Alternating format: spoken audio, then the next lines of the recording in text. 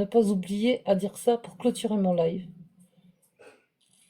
Nous sommes plusieurs et une multitude maintenant à ouvrir nos lives avec plusieurs méthodologies différentes, mais qui se rassemblent quelque part parce que c'est le même projet, on va dire. Et il faut accepter la diversité que propose plein de lives pour faire cette critique religieuse. Et de ce fait, se permettre de voir un croyant bâillonner et se bâillonner soi-même par crainte de semer la discorde ou de, je sais pas moi, d'atteindre le psychisme de quelqu'un, ce n'est pas constructif. C'est continuer le même mensonge qu'on prône en religion. Faire semblant, ne pas être soi-même, au risque d'écorcher les autres. Je ne suis pas d'accord avec ça. En plus de ça, je suis assez libertaire, on va dire, dans mon délire.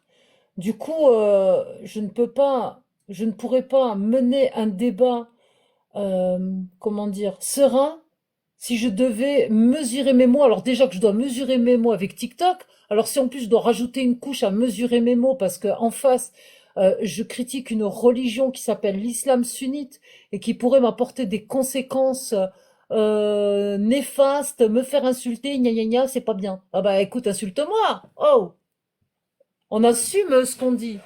Et si l'envie me prend d'insulter Allah ou son prophète ou de me moucher avec les pages du Coran, ben je le fais, et puis c'est tout. Si c'est un délire qui me passe par la tête, j'ai envie de le faire, pourquoi je le ferais pas? Donc on a chacun nos méthodes, on a chacun notre personnalité, et partir de ce principe, et à partir du moment où on respecte les gens, qui monte dans les lives et qu'on n'est pas nous-mêmes insultants ou etc. Je vois pas où il est le problème. Donc, ce qui m'a claqué les oreilles, c'est qu'en 2025, c'est encore un problème et un risque d'être insulté et voire pire, être pragmatisé, d'insulter un Dieu et un prophète. Allô, quoi. Allô. Ben non, on continuera. Il est hors de question de faire semblant, en tout cas pour ma part, et il est hors de question que j'aille dans le sens de la personne au risque de la froisser. Je vais faire attention aux thématiques que je vais aborder. Non, j'ai pas que ça à faire, les amis, je suis désolée.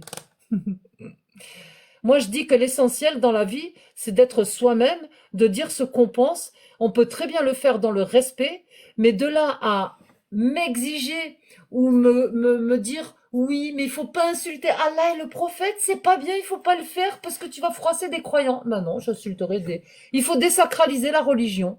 Et à un moment donné, c'est comme quand vous allez dans une procédure en justice et que vous demandez dommages et intérêts.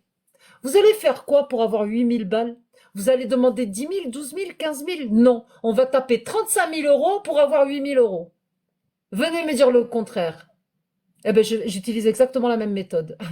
Je tape en haut pour avoir le minimum, c'est-à-dire désacraliser la religion, la remettre à sa place et remettre la mosquée au milieu du désert. C'est-à-dire que voilà, qu'elle reste là où elle est, la mosquée, que la religion reste à la maison et qu'on retrouve une laïcité à peu près normale en France, parce que pour l'instant, c'est pas gagné. Voilà, tout simplement. Donc, ce qui a été fait pour une 1905, ben, je veux le même résultat pour l'islam. Séparation de la mosquée et de l'État, dans plusieurs États où l'islam règne. Ça serait pas mal quand même, hein. Et tout ça et tout ça. Voilà. Oui, on va remettre l'islam à sa place. Je vais peut-être mourir, ça sera pas encore fait, ou peut-être oui, j'en sais rien, je sais pas. Mais en attendant, il y a du boulot. Il y aura encore des problèmes, des menaces. Et tant qu'il y aura des menaces, c'est que la religion de l'islam sunnite pose un problème dans la sphère mondiale. J'ai pas peur de l'islam. Je ne suis pas islamophobe. Nuance. Donc on peut pas me traiter d'islamophobe. La phobie, c'est la peur. Moi, j'ai pas peur de l'islam. Moi, j'ai pas peur de l'islam. Après, j'ai peur des gens. Parce que les gens, pour défendre Allah et son prophète, ils sont capables de me souhaiter le pire et voire de m'annoncer en live, de me mettre la tête à côté du corps. Soit. Il y a quand même le cyberharcèlement qui est gravement puni. Maintenant, la justice fait pas de demi-mesure pour arrêter ces détracteurs qui sèment la discorde et la terreur. Oui, vous semez la terreur quand vous venez dans mon live pour me sortir un chant du drapeau noir et dire que moi et mes amis, vous allez nous mettre dans un télégramme de l'État islamique, qu'on va être fichés et que on va se faire quick quick la tête à côté des pieds, ouais, à côté du corps. Donc non. Voilà, tant qu'il y aura ce genre d'individus, tant qu'il y aura ce genre d'intervention, il y aura autant de lives qui vont se démultiplier au final pour désacraliser la religion. Il y en a qui sont pas virulents, qui n'attaquent que les textes et rien que les textes, mais il y en a comme moi qui sont virulents, et il y a de tout, et il faut de tout pour faire un monde. C'est ça la diversité, c'est ça la différence. Et même si on est une troupe d'athées et d'apostats qui faisons à peu près le même boulot, et je pense que oui, ben, on est tous différents. On n'a pas quitté un dogme pour tous se ressembler. Sérieusement. Quitter un dogme, c'est pour atteindre sa liberté.